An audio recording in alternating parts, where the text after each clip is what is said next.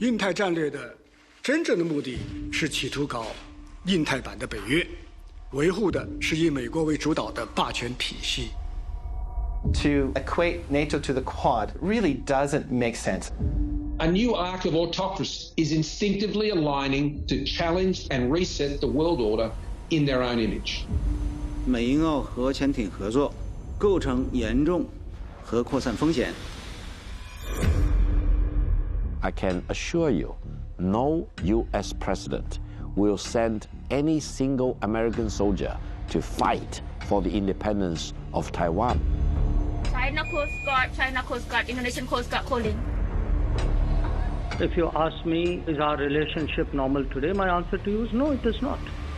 And it cannot be normal if the situation in the border areas is abnormal. This is a new world disorder. Watch out. There is definitely a danger of war.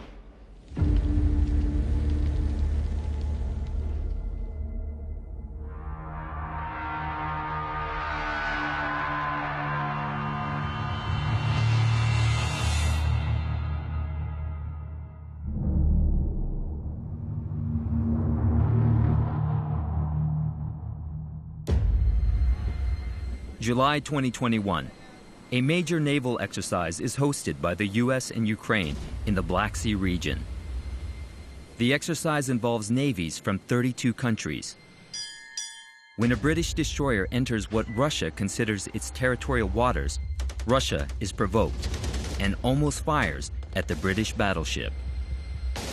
President Putin started the war in Ukraine, but some analysts point to examples like this to back the claim that NATO's behavior provoked Russia. Certainly, NATO expansionism is not a valid reason for invading a country. Any invasion of another sovereign state, unless it's an act of self-defense or endorsed by the UN Security Council, is by definition illegal. Many in China have a different view of how events transpired. The Chinese government's narrative puts the responsibility on the US and NATO for the Ukraine crisis. As cities in Ukraine burn and millions flee, the Chinese media runs stories with quite a different focus. 2月26号，美国驻乌克兰大使馆在其网站上删除了所有有关五角大楼资助的乌克兰生物实验室的文件，这表明五角大楼不想让公众看到这些文件。基里洛夫表示，在乌克兰已经形成了一个由30多个生物实验室组成的网络，那这些实验室的任务是由美国国防部下达的。The United Nations declares it's not aware of any biological weapons programs. But the story continues to be pursued in China.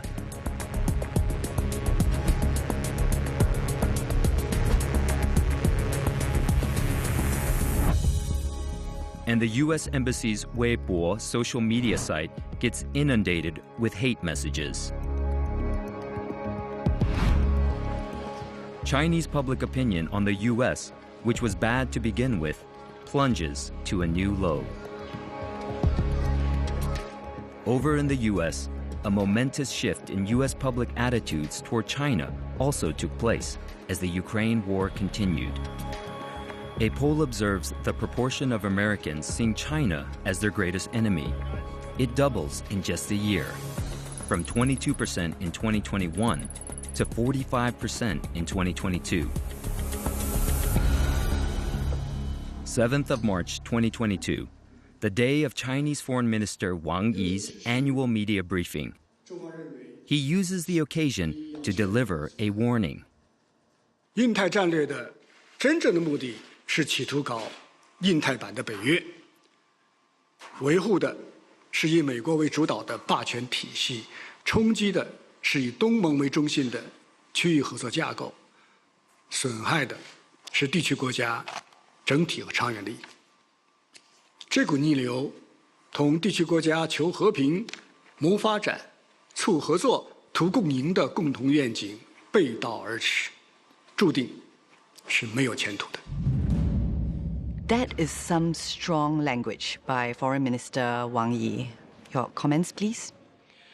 Well, one thing we should be very clear about is that the biggest geopolitical contests of all time in human history has just broken out between the United States and China. Whenever major geopolitical contest breaks out, watch out. There is definitely a danger of war.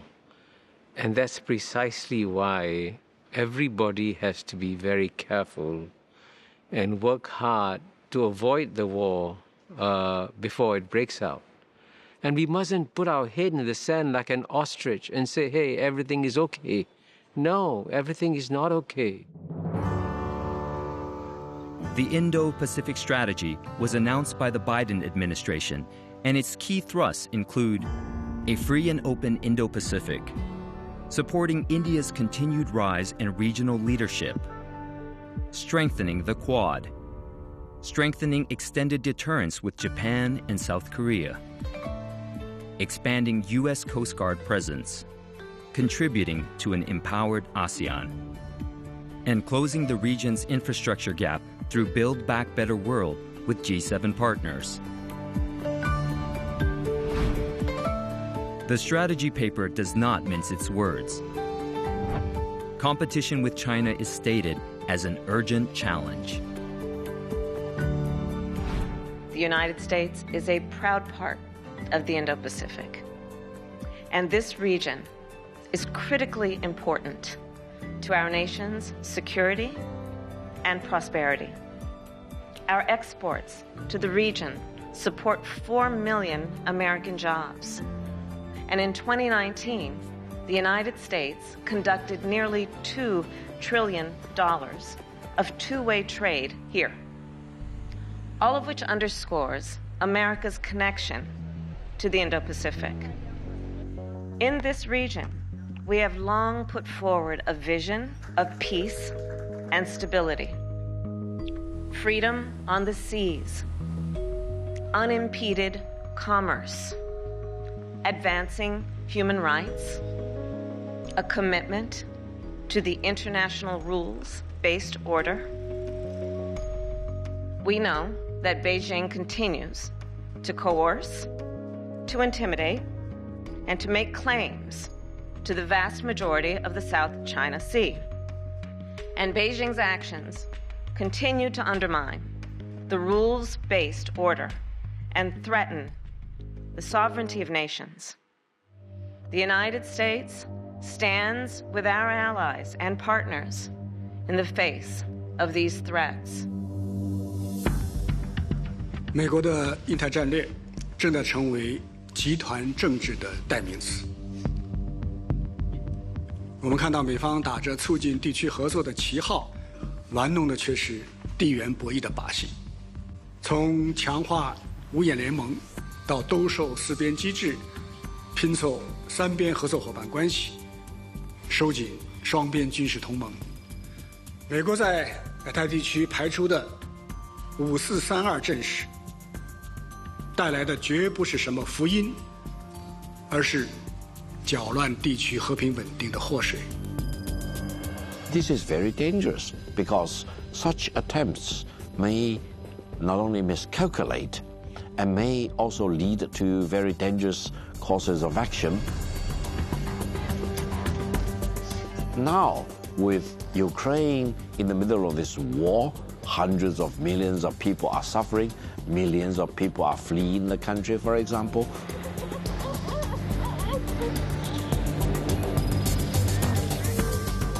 We need to realize the value of peace and stability. We do not want to be hijacked by any single big country in the world onto the bandwagon of war. The Indo-Pacific region is much more heterogeneous than NATO. They have the same political systems, they have similar economic standards, and they're well integrated into each other's economy.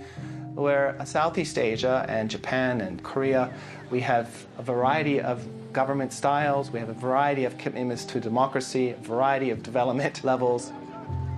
To equate NATO to the Quad, it really doesn't make sense.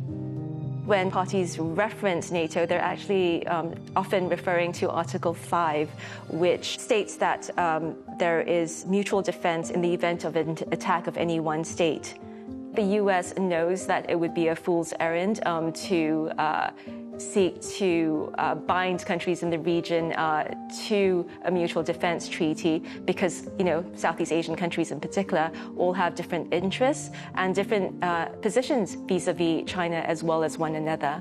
I do not think that the U.S. is trying to build NATO in Southeast Asia.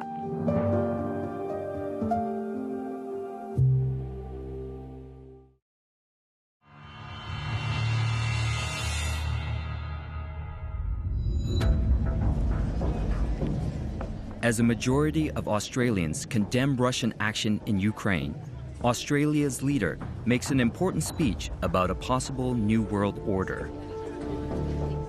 Our rules-based international order, built upon the principles and values that guide our own nation, has for decades supported peace and stability and allowed sovereign nations to pursue their interests free from coercion. This is now under assault. A new arc of autocracy is instinctively aligning to challenge and reset the world order in their own image. A day after the speech, the Australian government announces plans to build a nuclear-powered submarine base on the country's east coast. The cost? 10 billion Australian dollars. The base will facilitate the docking of nuclear submarines like this one. The sudden announcement of plans for the base is an acceleration of what was originally an 18-month evaluation process. The AUKUS agreement was signed between the US, UK, and Australia in September 2021.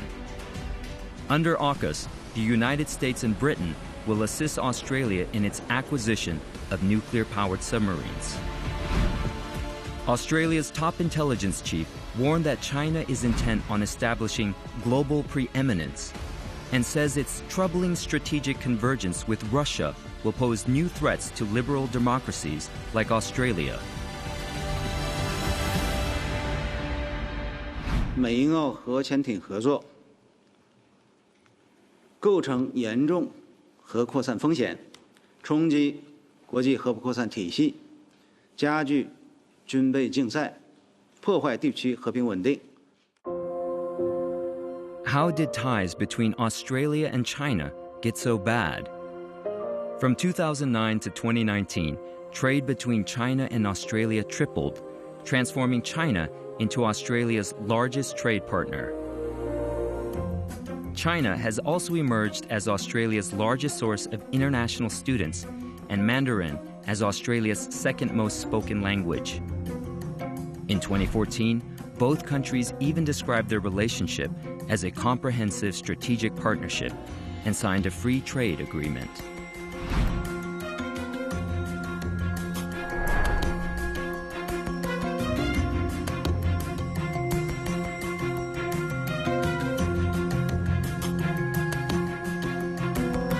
In 2017, 54% of Australians polled had trust in China to act responsibly in the world. So between 2009 and 2019, Australia's trade with China tripled. That was largely driven by this huge increase in demand for products, particularly commodities, that helped to fuel China's growth.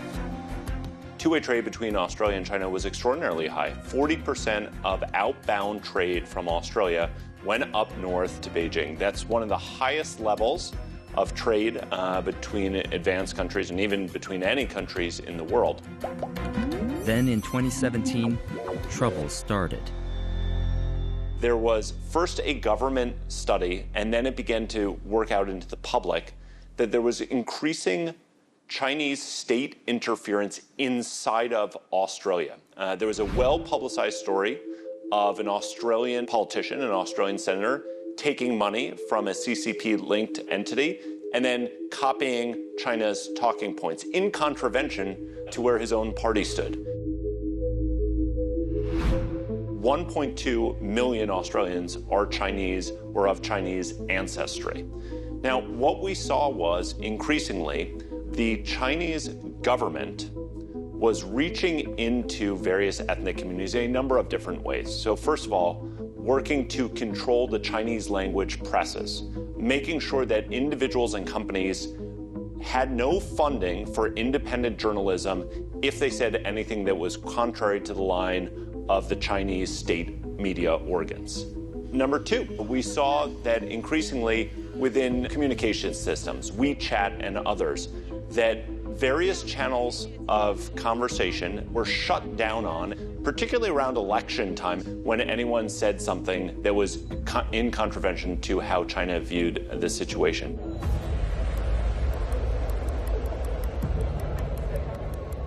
At one point several years ago, Australia was in the midst of negotiating an extraterritoriality agreement with the Chinese, whether or not, those who have been accused or convicted of crimes can be exported back to their own countries.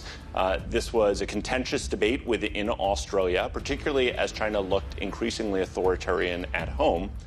But the Minister of State Security from China was down talking about this and called in Labor, who was in the opposition, and to Labor leadership said, you need to support this, because if not, it would be awful if the entire ethnic Chinese population in Australia all of a sudden left you and supported a different party.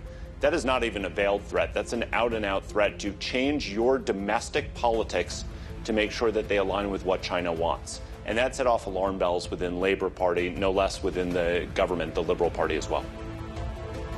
对于澳大利亚内部事务，中方没有兴趣，也从来没有进行干预。我们敦促澳大利亚个别政客和机构不要拿中国说事儿。In 2018, 52% of Australians polled had trust in China to act responsibly in the world. That same year, Australia passed the Espionage and Foreign Interference Act, which was implicitly directed at China. The government also announced that Huawei and ZTE were not allowed to build the 5G network in Australia.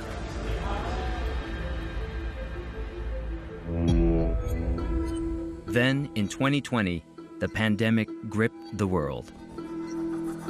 When the Australian government suggested an independent investigation into where the virus started and how it spread, China was and remains outraged. Canberra's relationship with Beijing is now at rock bottom. What followed was a trade war. Beijing has launched a second investigation into Australian wine imports, accusing Canberra of giving subsidies to give firms an edge over local rivals. Australia says a coal import ban by China would be a clear breach of WTO rules.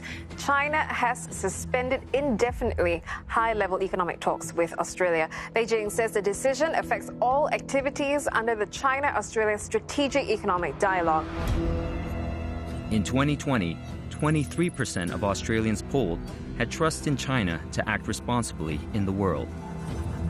77% did not trust China to act responsibly. Now, when that economic hammer began to come down, you can see widespread anger and a push swelling up from the ground up that the Australian government needs to do more to promote trade with other countries. In 2021, 16% of Australians polled had trust in China to act responsibly in the world. 84% did not trust China to act responsibly. In September 2021, AUKUS was formed. Money for health and education! No war! This is what we're fighting for! No war! Our world is becoming more complex, especially here in our region, the Indo-Pacific. This affects us all. The future of the Indo-Pacific will impact all our futures. And so, friends, AUKUS is born, a new enhanced trilateral security partnership between Australia, the United Kingdom and the United States. AUKUS, a partnership where our technology, our scientists, our industry, our defence forces are all working together to deliver a safer and more secure region that ultimately benefits all. The first major initiative of AUKUS will be to deliver a nuclear-powered submarine fleet for Australia. The UK, Australia and the US will be joined even more closely together, reflecting the measure of trust between us, the depth of our friendship and the enduring strength of our shared values of freedom and democracy. So AUKUS has broad bipartisan support in Australia. In fact, both the government that signed it and the opposition party have signaled that they are on board for this. And all three countries, Britain, the UK, and the United States, are working overtime to make sure that the way that they go about setting up the nuclear propulsion submarines does not enhance nuclear proliferation, and in fact might even be able to strengthen it by limiting it just to this technology and making sure that there are no bleed-on effects to nuclear weapons. That's not what this is, although there's a lot of disinformation in the system that this is a gateway to a nuclear weapons program, which both parties have said it is not, and they will not continue it if it is. $10 billion to spend on nuclear submarines is a lot of money. Do Australians really believe that China is going to sail all the way down under and launch an offensive? What's happened in the South China Sea has not stayed in the South China Sea. And as China has continued to build up their military forces, they've continued to push outward and further down and closer to Australia. So we've seen multiple attempts by the Chinese to do a similar spate of building that they conduct in the South China Sea in the South Pacific. We've seen discussions and talks about whether or not there would be a dual-use military commercial base in Papua New Guinea, in Vanuatu, and even just this past month in the Solomon Islands. All of these are much closer to Australia. The AUKUS treaty is a very dangerous thing because Australia for all these decades has claimed itself to be a very proud member of the Non-Nuclear Proliferation Treaty and a proud member of the South Pacific Nuclear-Free Zone. And as a result, they benefited hugely from this. And I think now, at urging of the United States and United Kingdom, the Australian government wants to deprive the Australian people their rare privilege of living in this bubble of nuclear-free South Pacific or protection of the nuclear-free non-proliferation treaty. This is dangerous for the Australian people as well as for countries and peoples in our part of the world. Submarines are stealthy, but trade agreements are stealthier. So it's much better to protect security in this region by countries developing patterns of cooperation and interdependence, as we are going to do with the world's largest free trade agreement, the Regional Comprehensive Economic Partnership that was launched in January 2022 with, by the way, Australia, Japan, South Korea, China, also as members of this trade agreement.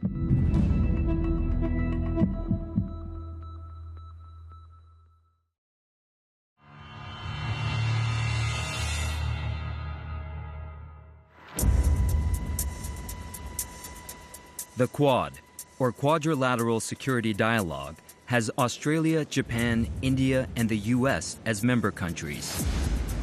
There are joint military exercises parallel to the dialogue, like Exercise Malabar, a naval exercise conducted off the coast of Guam.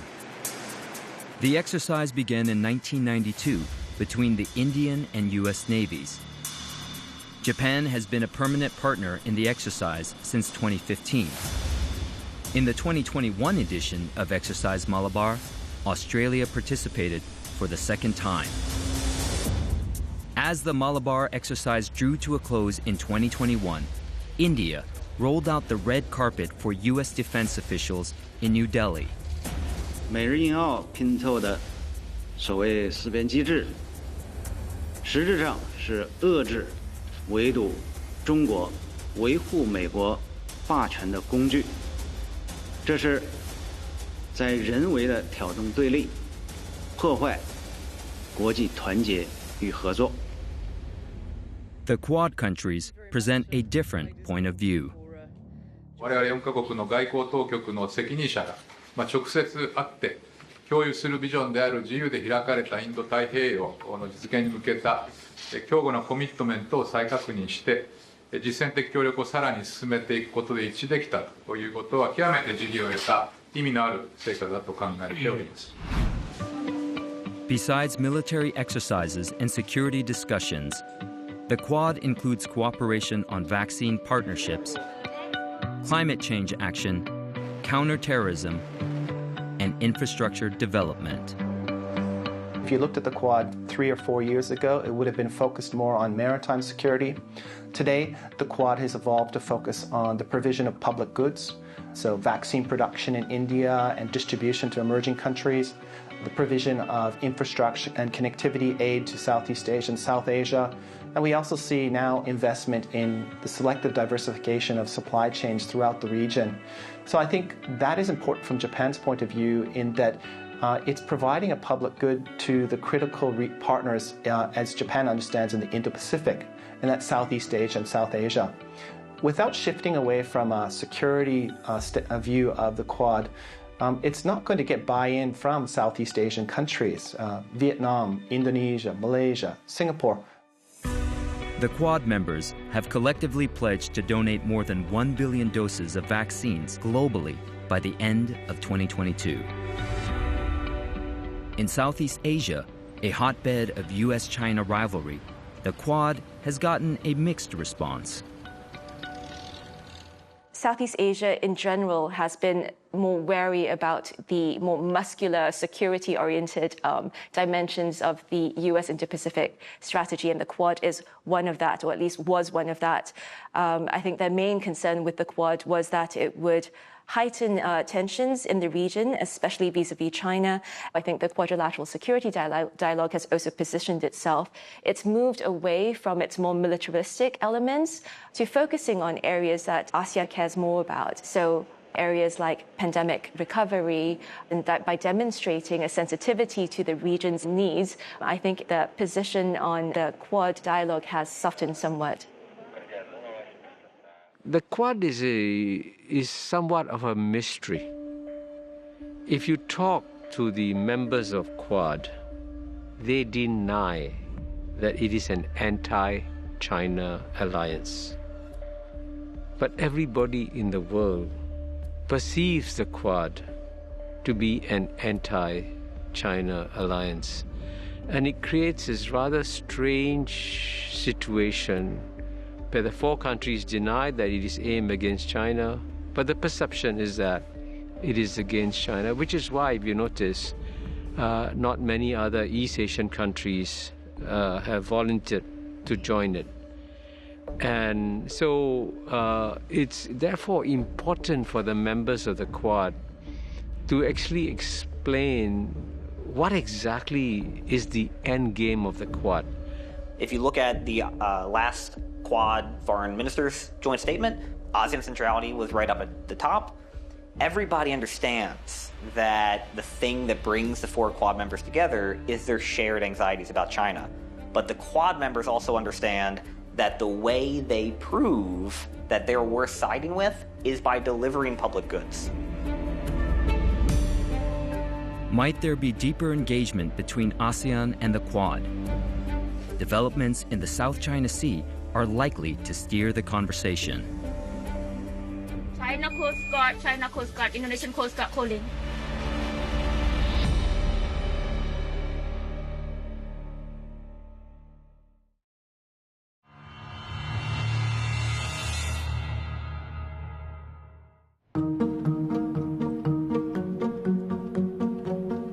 One hour away from Singapore, work has commenced on a U.S.-funded Indonesian maritime training center.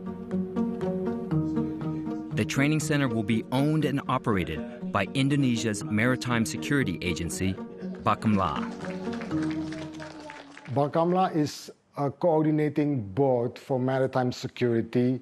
It's an inter-agency department responsible to safeguarding the maritime security in Indonesia, and it involves Navy, the Ministry of Fisheries, as well as other ministries, relevant ministries. It is led by a Navy admiral. Indonesian Navy plays a big role in the day-to-day work at Bakamla. Batam, the location is very strategic. It is close to the Strait of Malacca as well as the South China Sea.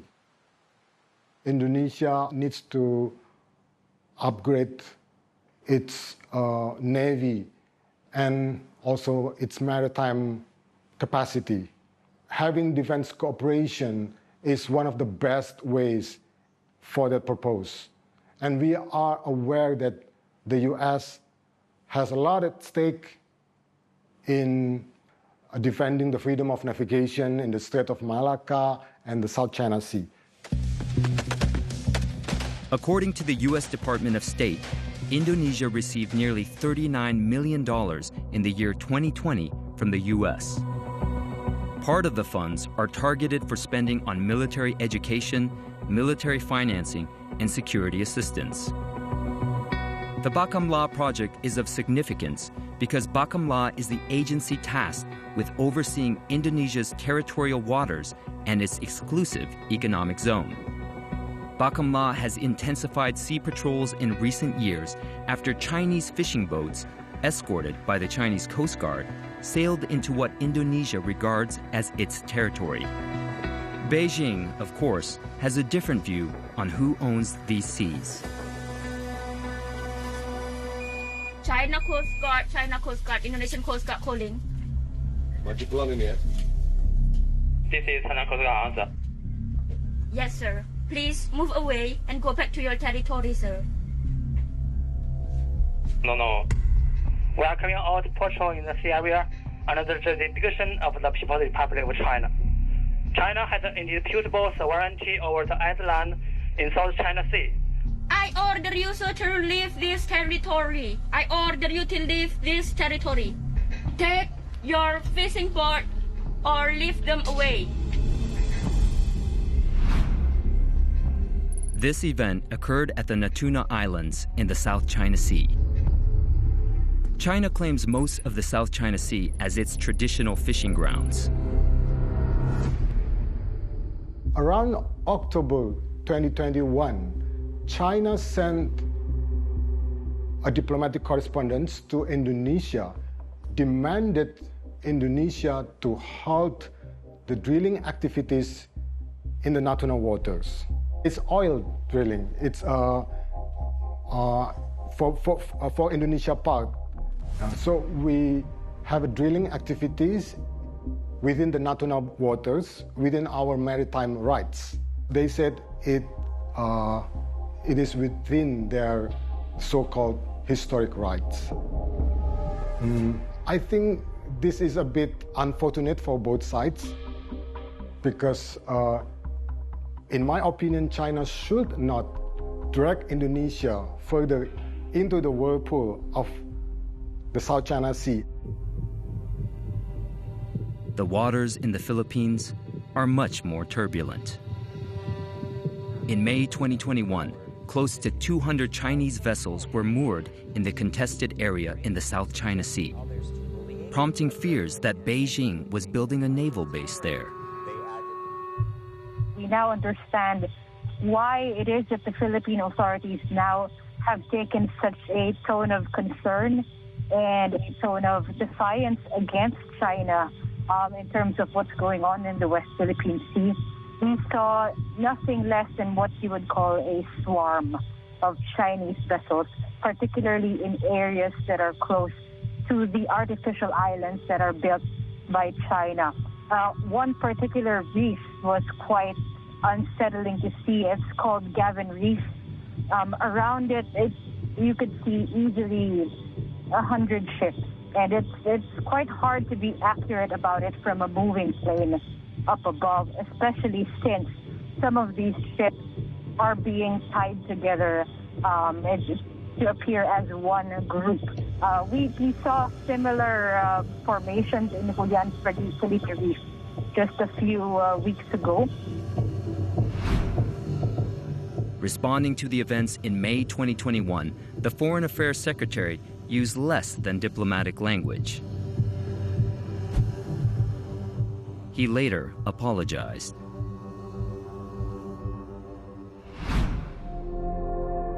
More recently, in March 2022, a Chinese Coast Guard vessel sailed dangerously close to another vessel from the Philippine Coast Guard.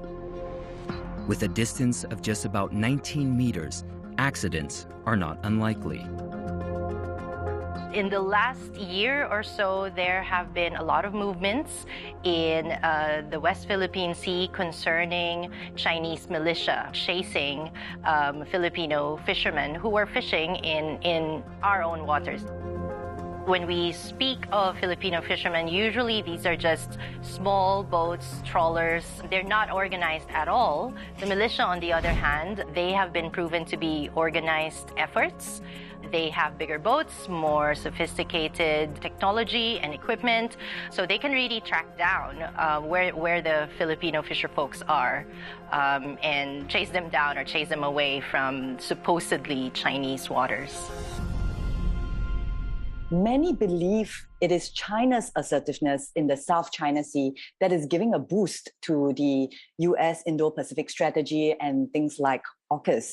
When you talk about the South China Sea, just allow me to make several very brief points. We do not need to go further into Asian time. We can just go to the end of the Second World War. I do not need to remind all of us that during the Second World War, Japan was occupying all the islands and reefs and atolls in the South China Sea. When Japan unconditionally surrendered in 1945, do you know to whom Japan surrendered all the islands and reefs and atolls in the South China Sea? Japan unconditionally surrendered everything to China. Why? Because it was dictated partially by the United States. It was because during the Second World War, China was the only country standing on its feet in this part of the world, fighting against Japanese occupation. In 1945, there were no independent Vietnam, there was no independent Malaysia, there was no independent Philippines, there was no independent Indonesia, for example. All these were still colonies. Okay, this is a bit sensitive, but I'm trying to clarify this. Okay, no available historical record can show if China performed uninterrupted, continuous act of sovereignty over the Spratly Islands prior to the Japanese occupation in 1939. And after the Second World War, Japan relinquished the title over the Spratly Islands, but it was not clear whether any party or any state would inherit the claim. So there is no historical documents that supports Beijing's claim. The Permanent Court of Arbitration at The Hague dismissed Beijing's claim to much of the South China Sea in 2016. 仲裁庭违背国家统一原则，越权审理，枉法裁判，中国不接受，不承认。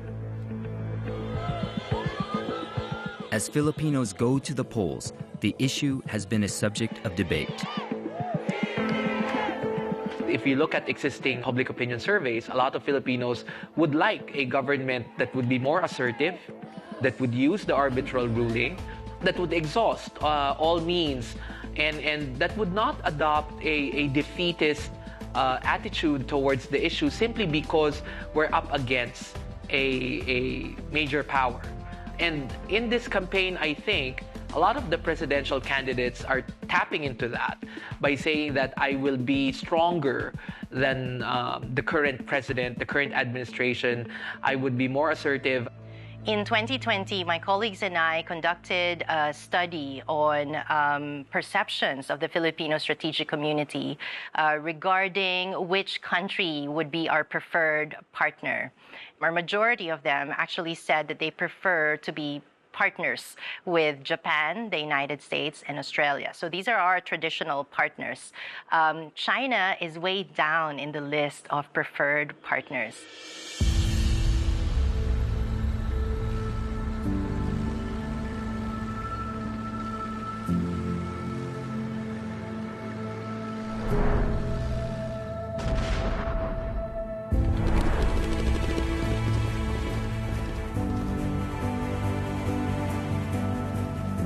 The China factor does play a very big role in the Balikatan exercises. They are also holding exercises regarding Patriot missiles of the United States. So we can assume that this is part of the different theater scenarios. And this is likely in preparation for China's next move in Taiwan or whatever might happen in the South China Sea. The Russia-Ukraine conflict or war has been an important debate in the Philippines. There's this chilling effect to a lot of other small states that if behavior like this by superpowers are tolerated, then no small state is safe. A lot of people are saying that now there's an opportunity for other hegemonic powers to also flex their muscle and impose their view of regional orders here in Asia, particularly China, and given its assertiveness in the South China Sea, for example. If, for example, after the May 2022 elections, existing military arrangements with the United States would be reinvigorated, that means that U.S. presence would be what we will see in the coming years.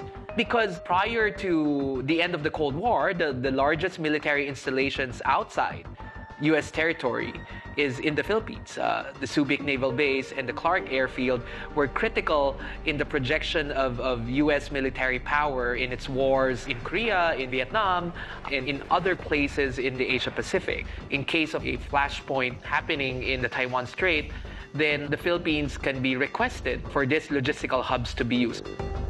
But I think it really depends whether the new administration after the May 2022 elections will be a bit more open or flexible to this. The United States made a major mistake in underestimating Duterte's chances and not developing a relationship with him before he took office. So then Washington was blindsided by this new president's anti-Americanism, when anybody could have told him that Duterte had been anti-American since his college days. I think now you're going to see the U.S. much more aware of the fact that the alliance is strategically too important to play games with like this. The U.S. must engage with whoever wins. And look, Americans don't get to vote. It doesn't matter if the U.S. government likes a certain Philippine president. It doesn't matter if that would have been their preference. The U.S. government's job is to uphold the alliance commitment to the Philippine people, whoever their president is. The Philippines and the U.S. are now beginning to have the kind of conversations that the U.S. has had with Japan and Korea and Australia and NATO for 3 decades. And part of that conversation is obviously what are the Philippines' responsibilities, including if there were a contingency on Taiwan that involved danger to American service members.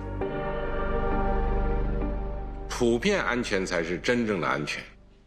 中国愿启动中国东盟健康之盾合作倡议，再向东盟国家提供1.5亿剂新冠疫苗无偿援助，要深化防务、反恐、海上联合搜救和演练，打击跨国犯罪、灾害管理等领域合作，要共同维护南海稳定，把南海建成和平之海、友谊之海、合作之海。I think Southeast Asian countries need to stop thinking or stop framing their choice so much as a choice between the United States and China.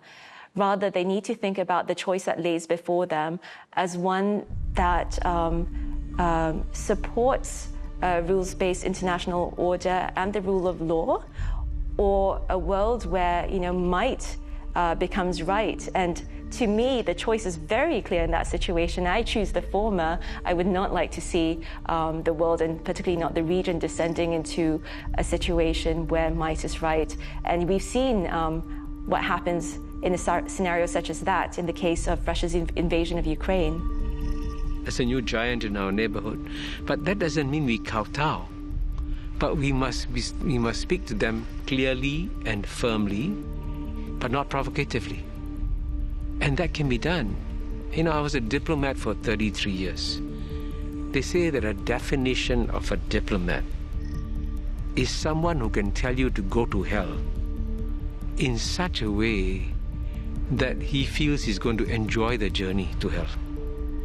Now, this is the art we have to learn to do. We have to tell China to go to hell on some issues, like the South China Sea. But we do it in such a way that the Chinese are going to enjoy the journey. So that's what diplomacy is about. Trouble in my heart, got trouble in my mind. No matter where I hide, the trouble gets old. It's gonna be trouble, trouble.